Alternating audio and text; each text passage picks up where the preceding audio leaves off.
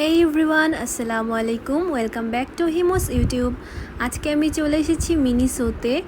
এটা পটারহেডসদের জন্য একটা মিনি ফ্যান্টাসি বলতে পারেন।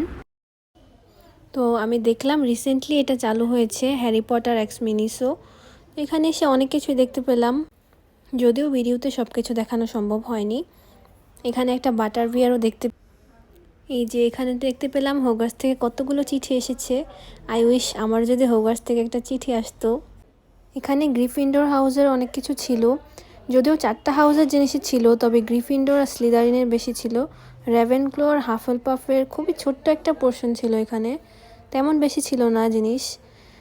আমার কাছে মনে হয়েছে স্লিদারিন হাউসটা ওরা বেশি প্ল্যানার, মনে হয় স্লিদারিনের অনেক বড় ফ্যান। আমার ফেভারিট হচ্ছে হারমায়োনি গ্রেঞ্জার, তাই আমি ওর ওয়ানটা ইউজ করলাম, যদিও এটা রিয়েলই ছিল। রিয়েল বলতে কিন্তু রেপ্লিকা। ডেথলি হ্যালোসও পেয়ে গিয়েছিলাম, হেডউইক। এরপর সেই পরিচিত হোগওয়ার্টস এক্সপ্রেসে চললাম। হারমায়োনির মতো বই নিয়ে একটু ঘাটাঘাটি করছি। এটা রেভেনক্লোর একটা কাপ।